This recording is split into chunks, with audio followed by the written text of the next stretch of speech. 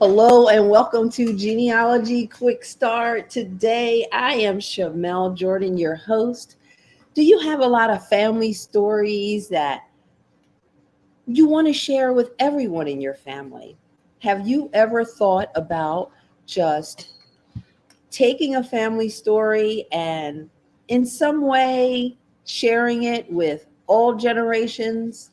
Today we have a great quick start for you where we have a special guest, and I'm not sure why she hasn't been on this show earlier.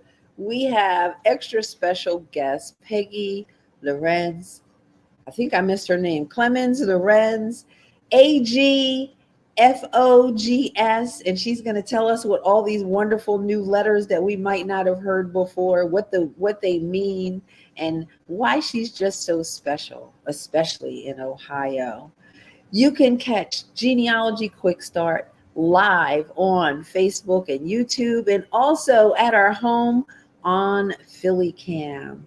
Thank you so much for being here today. Please remember to subscribe to our newsletter. We don't send them a lot. We just let you know what's about to come on to the show. Like I said, today we have two great quick starts for you. One, Jim and Michael never, ever will let you down with great ideas on how to just spread the word with your family stories. They have family stories for sweet dreams. And one of them is like a big grandpa, so you know he knows how to tell bedtime stories. He's grabbing his forehead right now. And then our special guests, I don't know how they did not talk. They did not talk. They did not coordinate on these quick starts. But our special guest also came up with a quick start that is called Touching History for Future Genealogists. She told me these really funny things and really cute things that she does to ensure that these stories that she and her mother and her family have unearthed will live on for generations to come. So without further ado, let me bring on the number one quick starters in the world. May I say Olympic level quick starters.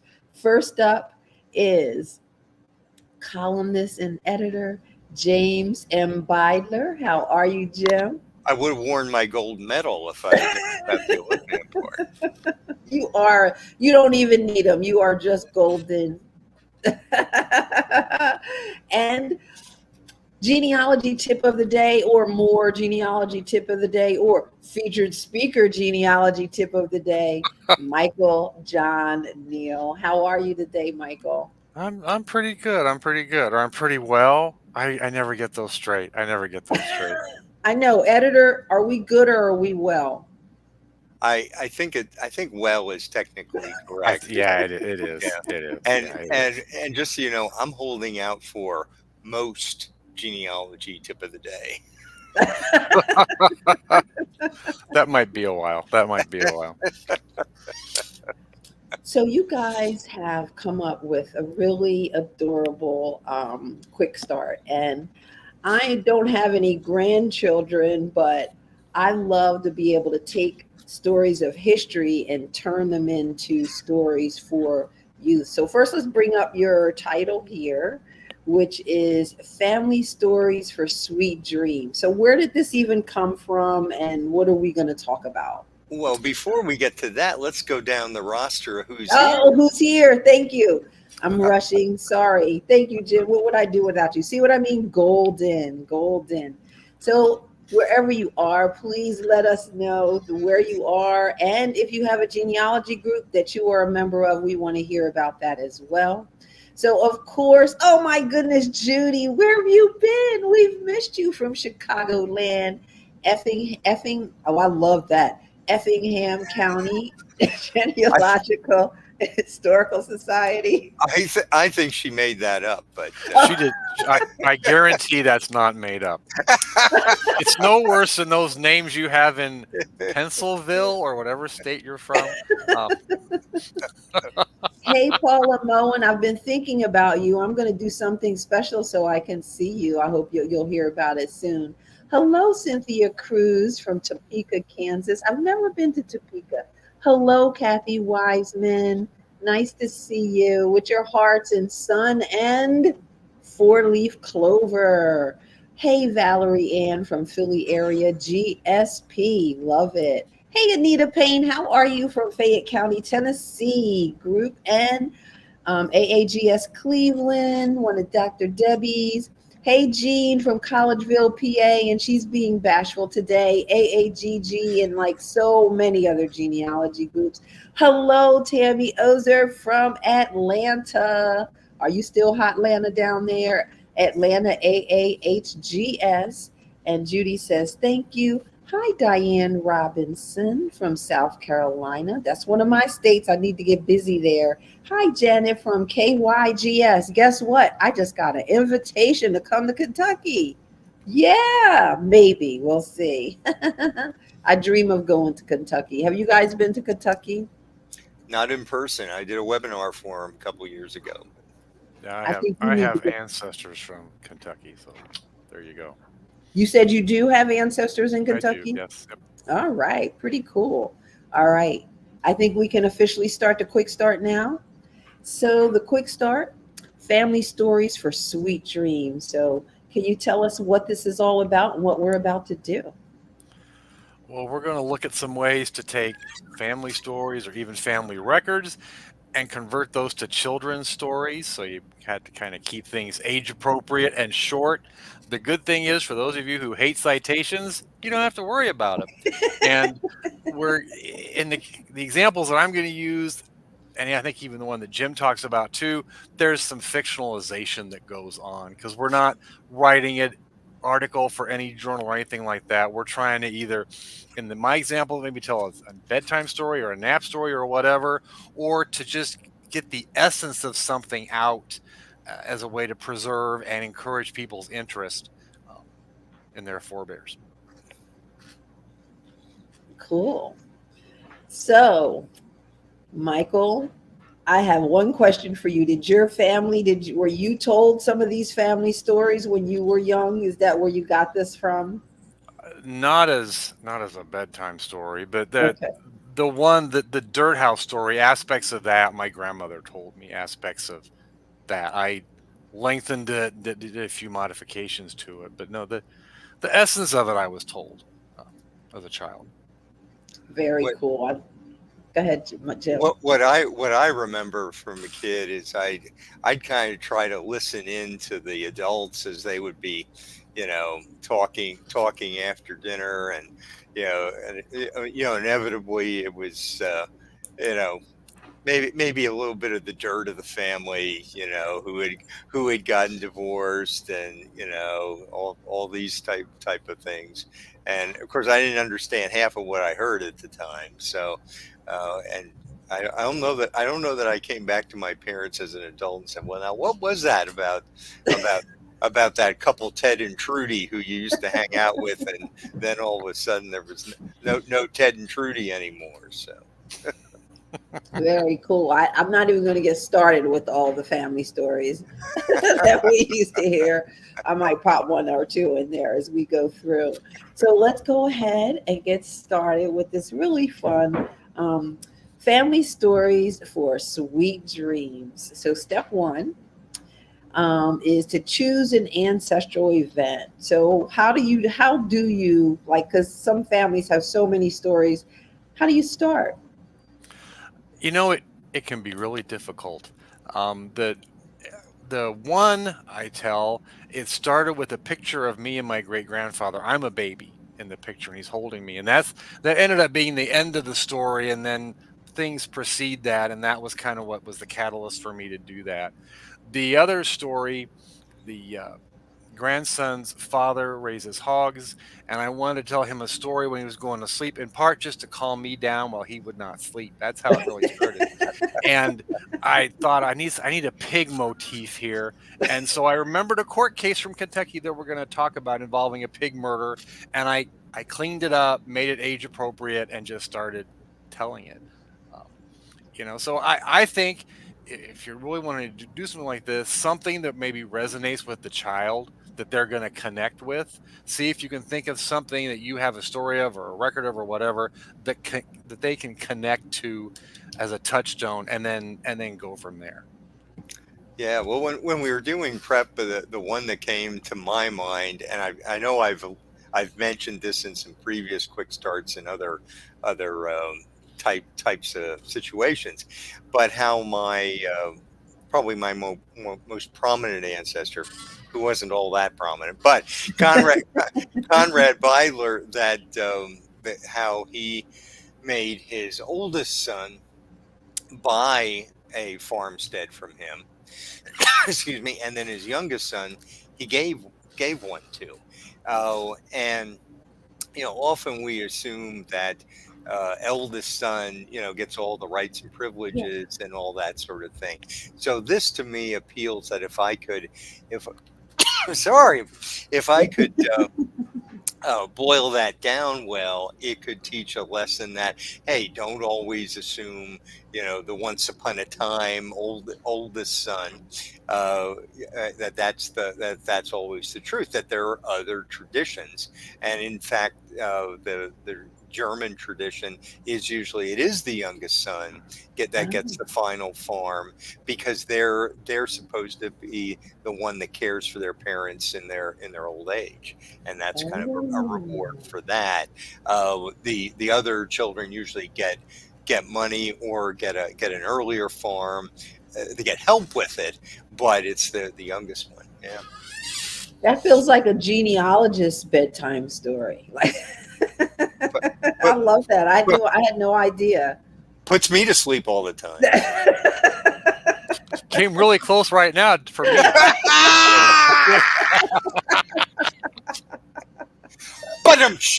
All right, so we have chosen ancestral events. You guys out there who are watching, whether you're live or in replay, which ancestral event are you going to choose? All right, let's move on to step number 2, streamline the story. So, Michael, how can Jim streamline that story? Well, you take out any non-essential details, and I think telling it verbally over and over. We talk about writing and editing and things like that, but in this case, for what we're kind of shooting for here, this is something telling orally repeatedly will kind of help with that. Maybe even having a live guinea pig will help with that, if you've got access to those individuals. And with Zoom and technology, we have more access to those individuals than we might have in years past. That will help streamline it a little bit if you're telling it to your target audience and not typing it just to yourself. That, for me, that has helped to streamline it quite a bit, taking out things that, because the problem with genealogists is we like to talk and bore people to tears. And for the group that we're talking about aiming these at, you cannot do that. You've got to strip away the non-essentials and keep it moving and keep it going. This ain't something to adhere to the genealogical proof standard. Because, Absolutely not. Because if you talk about some reasonably exhaustive search, you're going to get an unreasonably exhausted child. Exactly. Or even some adults too. Yeah, let's be honest about it. All right, so say it again and again to trying to streamline and get down to like the nuts and bolts. Children love fires, and the genealogists are always talking about burnt out this and burnt out that. They love fires and tornadoes. Like, you got to put those in there.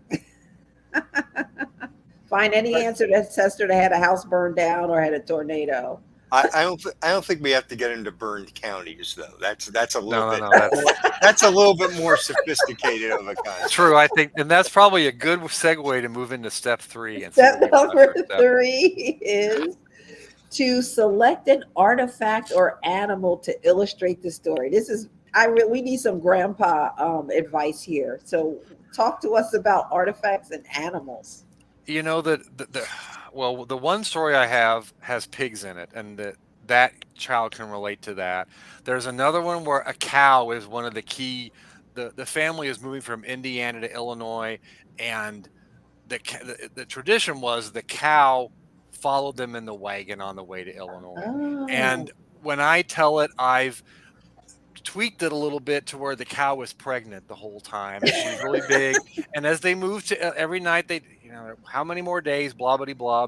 But at the end of the story, they arrive at their destination. Their aunt is there, which is true. Their aunt was there where they were going to live. And then after they all get in bed and some have to sleep in the barn, they hear father wake up in the middle of the night and the cow is having the calf, and that's the end. They arrive and the cow has the calf the same day. Now a lot of that's made up, and you make up all the dialogue unless you've got court depositions you're looking at for a reference point. But the essence of that story, they traveled, they brought the cow with them behind the wagon. That was the crux of it. The rest of it was all, but the animal, the cow and the baby calf, that was something that was um, I for love them that. to That's latch so onto or simplistic, visualize. but just so endearing. And the other one we'll talk about, there's a clock that is involved that we'll see a picture of, and that clock is part of the story. But just Okay. something for them to visualize. Doesn't have to be fancy, and if it's not in the original story, you can make it up. We're not writing something for the NGSQ here. You can make it up, and if you need to give something It's that's a not a touchstone. memoir. It's not It's not. NGSQ. It's not. All right. So Yeah, we're selecting art. Go ahead. I'm sorry, Jim. well, when we were prepping for this, I thought about this story I wrote for a family reunion about their immigrant couple, and I made some, like Michael's saying, you don't know the dialogue in 99% of instances, and the premise was that in old age they finally were telling each other they loved each other, and that it was the only time they saw the father cry. I mean, Oh. Michael was thinking that's a little too dramatic, and that's probably right. Maybe that's Well, for it all goes back to young it all goes adults. back to your target audience. It all goes back to your Yeah, target audience. yeah. And in some that would be a great touchstone.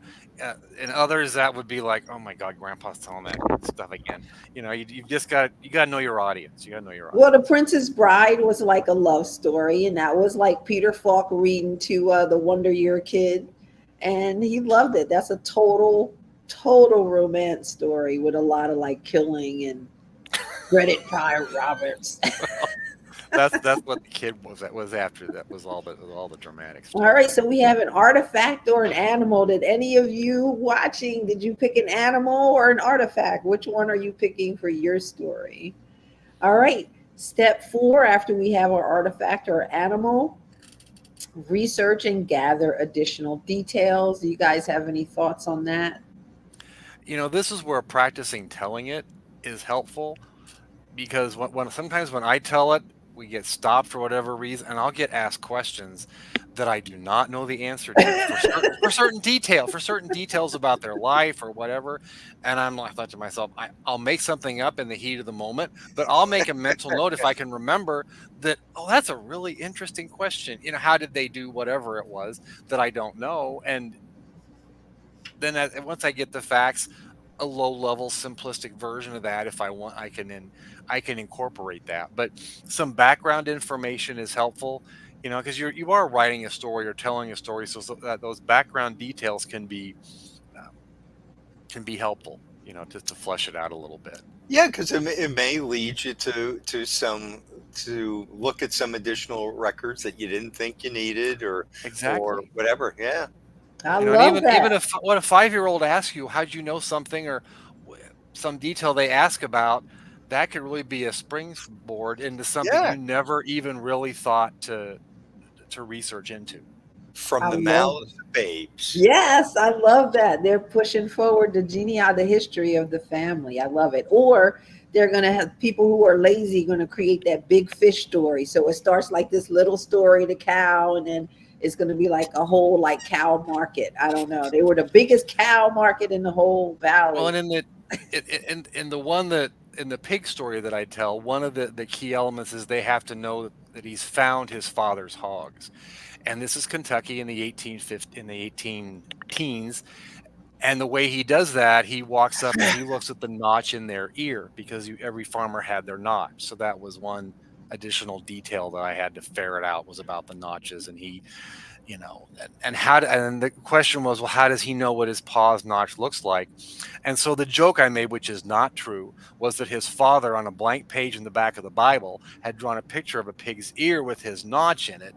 And the boy, and who's the key character in the story, remembers Ma having a fit that Pa had drawn that in the Bible. So he went to look at it to see what it was. And that's how he knew what it looked like. Obviously, that's all extraneous, unsighted information. You should be writing fiction you should be writing a story. That was pretty cool, drawing an ear in the Bible. I love that. And then Mom getting mad. I'm gonna be a Michael grandchild, because those are some fun stories. Are you kidding? They're fun stories, but they're all false. Well, sometimes the best stories are, a little bit, to be honest with you. But right, there's some essence of that that's true, but not the drawing in the Bible. That is made up. That is made up.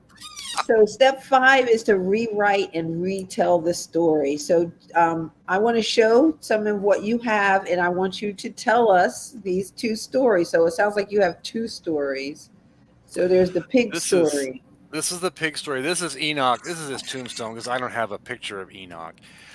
If you can throw the next slide up, it should have the essence of the story comes from a court case. And in the story version of this I tell, which I'll give the real condensed version of the story, Enoch, in reality, the hogs are butchered. They follow a trail of blood in the snow, and there's a whole bunch of drama, and the father ends up almost killing the guys that stole his hogs. That's the reality of it. The watered down version is it's Enoch's chore every afternoon to go check on the hogs. His friend Landon says, I'm done with my chores, I'll go help you. So they go off, they find the spot, they can't find the hogs. It's wintertime, and they follow the trail of their footprints in the snow to this lady's house. And in my version of it that I tell, the hogs are not butchered. There's no heads up in the roof of the attic of the barn. They find them just kind of out meandering around. They look at the ears and the notches. They run back and get his paw. Pa goes to ask her if she knows about the hogs, and like in her court deposition, I don't know anything about it.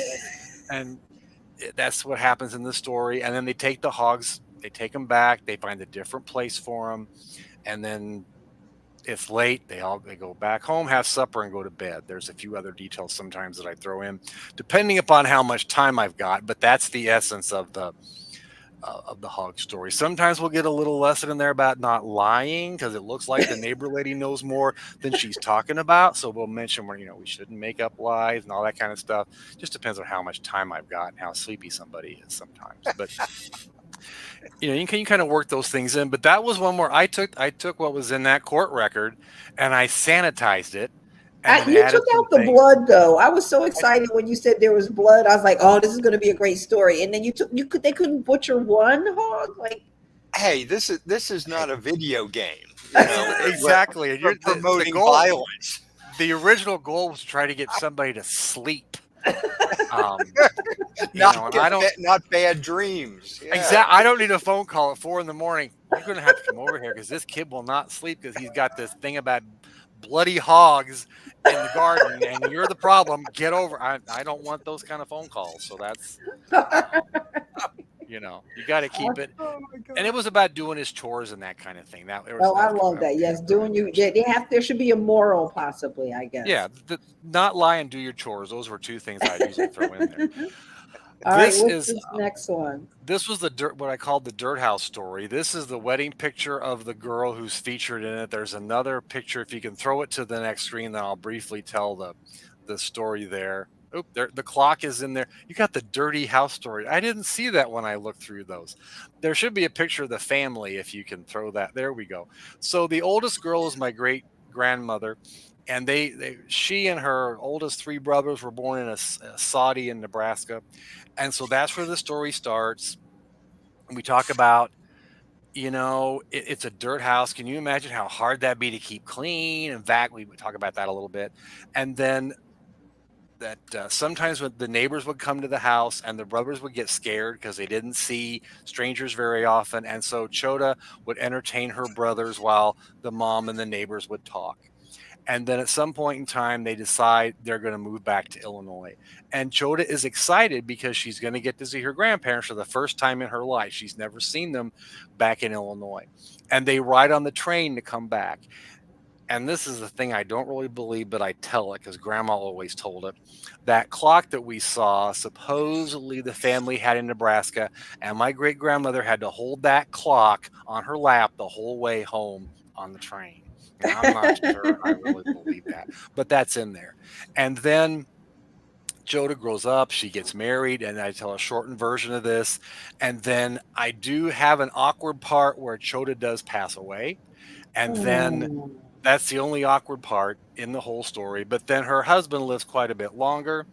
And then it talks about his granddaughter who would bake him cookies when she had gotten her driver's license. She would bake Mimka. That's the husband we saw in the first picture. She would bake him cookies and take him cookies. She did that when she was in high school. My mother did. And then she grows up, she gets married. And at the very end of the story, she goes to see him again. And this time she's got a little parcel wrapped in a blanket. And I tell them that parcel, I was that little human wrapped up in that parcel. And there I've got a picture of Mimka holding me when I'm probably Oh. I had to be under 6 months of age because he died when I was 8 months old. So Oh. that's the and in that case there's the artifact of the clock, which I have, and then that ties it to somebody they know, because oftentimes these stories are just about, so if you don't, that's another approach, tie it to yourself or someone they know. Yeah. Because sometimes kids have a real hard time seeing adults as little as once being, and for them that's the catch. Oh my gosh, you were once my age. Yeah. You don't have to have the other lectures that go along with that, but that's just a touchstone for them too, that you were once their age as well. Grandpa, But Grandpa, did you have a beard back then? I did not have. I don't get asked that question too often, but no, not then, not at that point. No, but just you can take things you were told, like in the last example, and there's a few details out of their homestead application that I pulled to throw in there as well. But you could, or original records, family stories you can take and just kind of expand it as you need to, and the more you tell it over and over again, the hopefully a little bit better you'll get at it. You'll think of some other things. You'll kind of edit out those details that are too much or too extraneous. But the thing is, do write it down. If writing is intimidating to you, we have these things called, they used to be called tape recorders, and now you can just record it yourself. Yep. And then even if you never type it up, you've got a recorded version of that to share and preserve if you want to do that. That's great. This needs to be a conference lecture, Michael. Yes, I agree. I think it's going to be one in the future, but it gets turned down. I don't know why it gets turned down. Because everything has to be so I think. Yeah, I know, because it's not about citations. It's not about the proof standard. It's not about an exhaustive search. But if we're trying to get other people beyond us interested, this is one of the, because they don't want to hear a list of so and so and so and so reproduced 6 times and 2 of those died, and then these people married and reproduced. That's that's just tedious. To me, it's about preservation, right? It's about preservation. And if the family doesn't know the story, then, I know how I did it. We made postcards, but we didn't put we did just kind of like family history. But you've encouraged me to kind of think about each ancestor. What is their story? What is that kind of arc that you could tell about their life that everyone could remember? And if you're shooting it for little kids, then things that they might have done when they were a child will relate. If you're telling it to adults, then you can kind of broaden it out and have a little more. Your meanings can be a little deeper, but it's like a lot of the things, you've got to remember your audience. So one of the ways, oh, we have seconds. One of the ways that we did it, I'm actually in the home of my cousin, and his wife made us a quilt, and each ancestor had some kind of object. My great grandmom had like the cake because she was the baker. And so that's one way to kind of start to tell kind of that family story. Another uncle, he was like the plumber. So he had like some tools there. And so it's like that one little thing that can bring that person to life. So I love this, Jim and Michael. Let's run through these steps. For how are you going to family stories for sweet dreams? Step 1, you want to choose an ancestral event. Step 2, streamline the story. Step 3, which is the funnest step, is to select an artifact or animal to illustrate the story. Step 4 is to research and gather additional details. Step 5 is to rewrite and retell the story, because it's going to change, especially with their questions. That was great ad, Michael. Step 6 is to preserve and share. So thank you so much for that. Appreciate you guys. Thanks, guys. Michael, that should be do you publish these stories?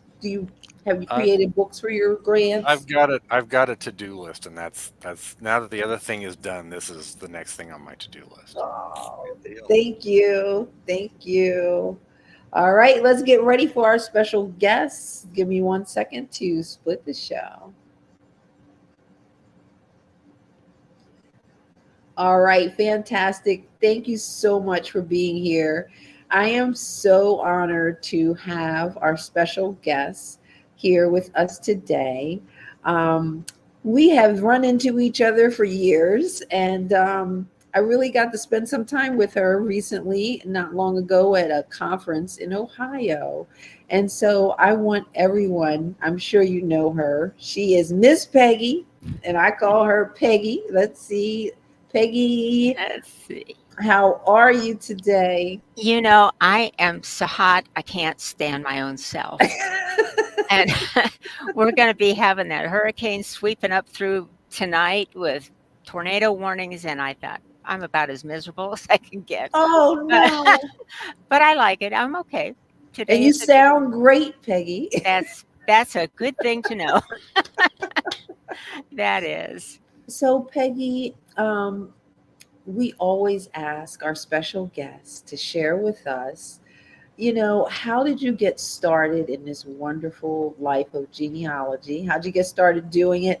And then when did you know that you were hooked? I had no choice. I had no choice because when my older sisters were 16, 19, and 21, that's when I was born. And my mom was in her early 40s. She certainly was not expecting to start over. But she and my dad had been doing genealogy for several years by the time I came along. And they dragged me everywhere. I was in cemeteries. I was in courthouses, dragging the big ledger books out because I was closer to the floor than they were. So, Peggy, get that for me. But also, they were raised in the hills and hollers of Kentucky. So their handwriting and their spelling wasn't quite as good as mine, even as a young girl. So I did a lot of transcribing, a lot of copying over on pedigree charts and family group records and stuff. So I just evolved right into it, So you were a baby genealogist. I was. I'm old as dirt when it comes to that. But the neat thing is that I started the old-fashioned way where you had to send letters and you had to actually go to courthouses and trudge through cemeteries. And now I'm living in this technology age where it is so, so fast and so good. But still the same principles that we have as guiding principles, my mom and dad instilled in me too. So I have them to thank for a lot of, Peggy, write down where you found that. Write down the page number. Write down this. Well, I'll remember so cool. it, So they were good. For their time period, they were very good.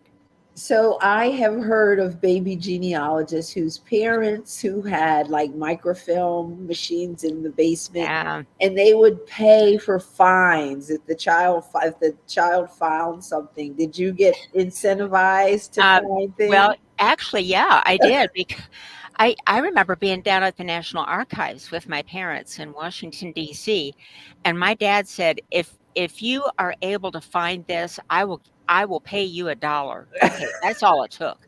I mean, because I was like 7 or 8 years old. I get $1, and I found it. I found it. My maiden name is Clemens, and he was stuck on the Clemens line, and there was one name in particular he was looking for, and after all day, I had it. Good I for had you. I love that. So, Peggy, let's go ahead and get started with your quick start because you have so much to share. Oh, my goodness. So many tips and so many little sneaky things that you do to your children. I I love do. it. You have to share all these things that you do. So, let's do your quick start, which is touching history for future generations. So, Mhm. tell us what this quick start is all about. You know, some people are just not interested in history. They just aren't. And I have always loved history from the time I was just a young girl. I loved history classes more than anything else in school. And my parents were born in 1912 and 1913. Their parents were born in the 1880s, and I knew them. I knew all four grandparents. Wow. I look at all that they saw, and I'm amazed by it. I'm amazed at it. So with those things in mind, getting started and loving that part of history, sometimes it's hard to convey that to other people, either old or young, who when you start to tell them something, you get the eyes rolling back Yeah. in the head and here she goes again, you know. So, and I don't I want it to come alive for them, not just be, well, just like listening to a textbook when she walks in the room. I don't want it to be like that for them. I want them to Yes. know these were real people that had real experiences, and they used to be young children, and then they were teenagers, and they courted, and they fell in love and had families. They weren't just old people all the time. Yeah.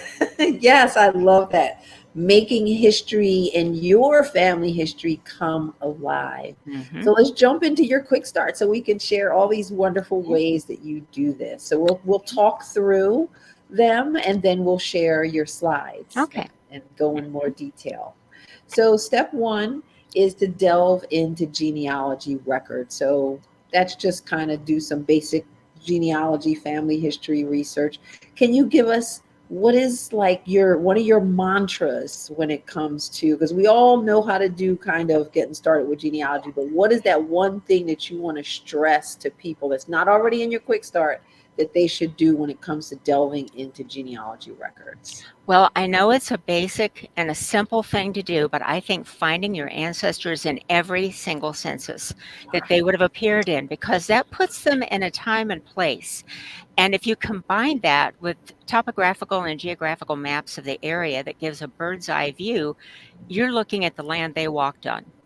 And so I just think the very basics of getting in there and then delving into the records. And I love little known records. I just salivate on them. Me too. I can't Me help too. myself. Me too. So, All right. I love that. That is so beautiful. That is like the beginning, the middle, and the end of doing genealogy, period. And find them in the census records. yeah. All right. That's step one. Let's move on to step two, which is to study local and national history. So Mhm. we all know we need to do this. How can we simplify this for ourselves and make it easy?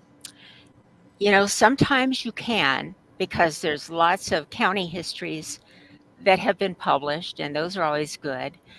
And I had a quandary in my family because my grandparents, they were born in Winkler, Kentucky. It's in Elliott County. And they were married in Winkler County. And that's what my parents had written down on every chart. I could never find Winkler. I could never, ever find it. And when I would speak in Kentucky, I would ask some of the people who were from Elliott County. I said, "Do you know where Winkler is?" And they said, "No, I don't know. I've never heard of it." My aunt and uncle took me back to a holler. And they said, well, it might have been here, but in the 60s, the hippies came in and they just kind of took over the place. So we don't know if this is Winkler or not. There's no court records for Elliott County because there's been 2 courthouse fires that are my dad's family's fault. But I thought, okay, this is where my grandparents said they were born and they married. Where is it? So just this past week, I'm getting ready for another presentation I'm doing next year. And I went into postmaster records from the National Archives. And I thought, I'm going to take a chance. And so I'm going through Elliott County looking at all of these towns that I know so well. And at the very end, there is Winkler and there is the postmaster, which happens to be a relative. I'm like hooping and hollering all over the living room. My husband, he's used to it, but Peggy found something again. But that is the only proof that I have that Winkler even existed. So just going to normal records and then going a step beyond into records you wouldn't normally think of going to. Yes, I love that. So those postmaster records are available online, you said? Yeah, they are at the National Archives. And there's also a searchable database on Ancestry for postmasters. Fantastic. So that's step 2, study history, study history, study history, study history. Yeah. All right, because your genealogy records will make sense. Step 3, visit historic locations and share family history. I left the word off of there. So you told me how you did this with your grandchildren and your children. Can you tell us where might you go and how did you position family history with them? Well, this is my favorite part. First of all, my husband and I, we both love history. I mean, we couldn't be matched up any better than both of us loving history. And we're also members of the Church of Jesus Christ of Latter-day Saints. And there's lots and lots of church history sites, all the way from Sharon, Vermont to San Diego, where things in LDS church history occurred. And we are travelers. Oh, we are travelers. So since my husband's family is in Utah, we would make trips out there all the time. And we would stop at lots of church history sites that were historic and meaning for us, and also American history sites. And what we would do is we always traveled cheaply because that's all we could do. And we would stop to have lunch at one of these historic places.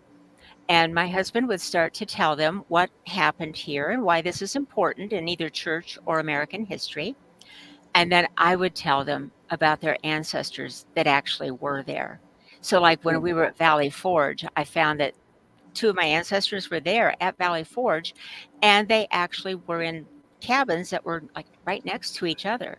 So when they studied either church history or American history, then it seems like it connected a little bit more because they could then say to themselves, one of my grandpas was there, or they were in that war, or one of my grandmothers died on the way to Utah with the handcart companies.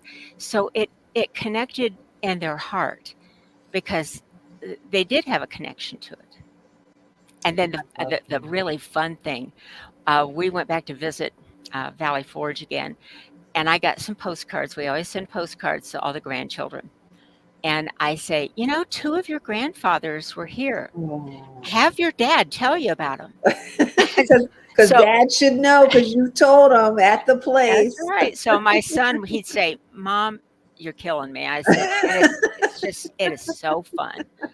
So I said, I'm making you think. He goes, I remember who they were, Mom. So I just always say, just ask your dad or ask your mom who these people were. I love that. I love that. So not only are you teaching your children, now you're like forcing your children to teach your grandchildren, whether they like it or not. Oh yeah, and I insist that they keep nagging until they hear the story. Keep asking him, and he'll remember it. So that's step 3, historic locations tied to family history. Step 4 is then to send postcards. You just said this from historically relevant locations. So you just shared that one, and we'll show some things in a second. And then step 5 is print fan charts and share personal stories. So Mhm. explain that a little better, more Well, detail. on many of the genealogy programs and on Family Search and on Ancestry, you can make these beautiful fan charts. And so one year for Christmas, what I did is I made a fan chart with each of my children in the number one position. So I printed out fan charts for each one of them. And then it cost me like 97 cents to take the thumb drive over to UPS and have it printed off in color. And then I went and bought a frame for $5. So their Christmas gift that year was very inexpensive. But I didn't just send it to them. I said, I don't want you to just say, thanks, Mom, and hang this on the wall. Let me tell you about some of these people. And so I said, do you see these two people right here? This was a mother and daughter midwife team. They went all up and down Eastern Kentucky delivering babies, maybe on a hot night like tonight Yeah. or, excuse me, in the middle of January. And I said, see this woman here. This is one of your dad's great grandmothers. And I said, they left Denmark to get on a ship and they were living on the streets. And while they were living on the streets, two of their children died. They got on a boat, they went to Hull, England, and then to Liverpool, came to America. And when they finally got to the Omaha, Nebraska area, all they could afford was a hand cart. And so they walked the rest of the way. While she was sitting on the tongue of the hand cart, she was nursing her baby, and the baby just died. It didn't cough, it wasn't sick, it just died.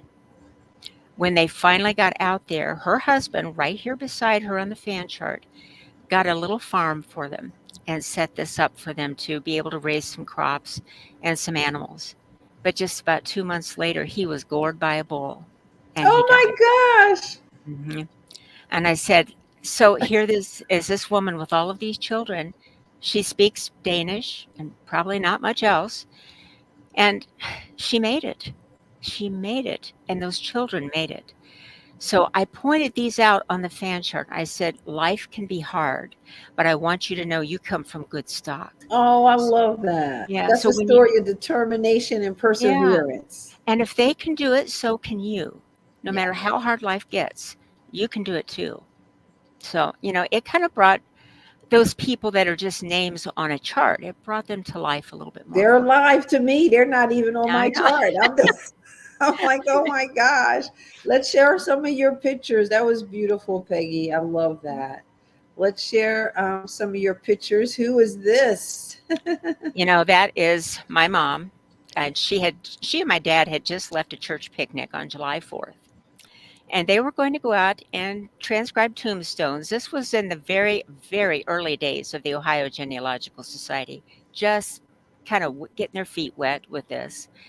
And she's 41, 42 years old.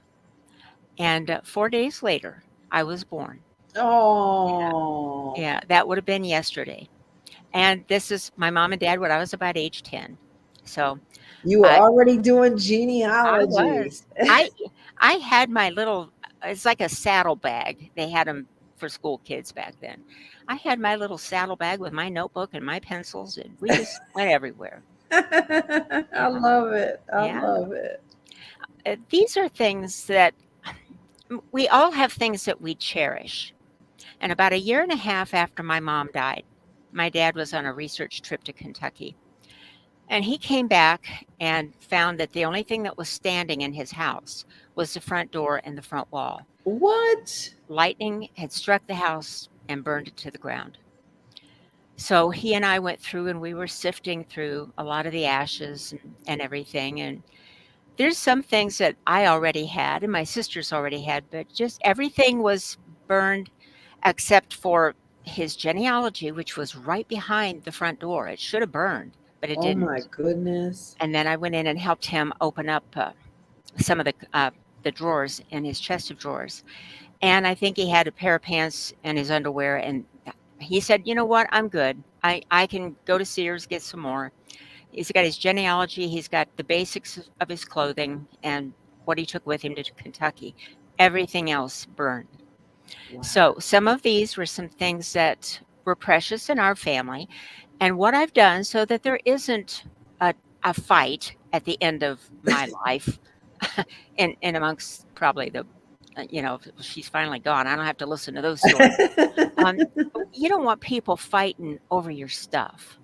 Well, I've taken pictures of these and I've uploaded them to Family Search in the memories column or the memories page, so that they can be attached to the people. Like these, that's my dad's watch and his pocket knife. The cameo Oh, is one that my grandmother gave me that, and my aunt wore the pins at the top. So, they were just precious things that nobody has to fight over them because they're being preserved on Family Search. I love these. I Yeah. love these. Yeah, And this is something fun you can do on your trees. You don't have to fight and argue with people I know. about dates and stuff. I love that. Yeah, and every year that my grandmother they would go to Kentucky and bring her up so she wouldn't have to live by herself during the winter time. And she and my mom would sit by the fireplace and they would do handwork. These are some of the things that I had, excuse me, before the fire. So I'm glad that I have these because I wouldn't, that all the rest were burned up with the quilt in the middle on the right and the other things. I've got them. So they also are up on Family Search. I got right down and honed in on the stitches. That's beautiful. That is absolutely beautiful. Well, and I know that a lot of people, if there's a recipe in their family, they will not budge with that recipe. And I'm going to tell you right now, that tradition dies with me. I want my posterity to know how my mom made her biscuits and how my dad made mincemeat cookies, and the handwriting is preserved. So Yes. I'm in the process of scanning these and putting them up into the memories on Family Search. What is 2 cups of Charling? That would be shortening. 2 cups. Oh, shortening. Yeah. Sorry. This is why I did the writing on the pedigree chart.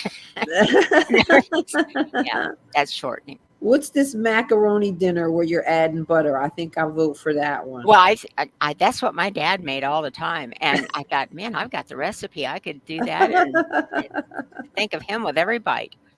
And his mincemeat cookies, I think I'll pass on those.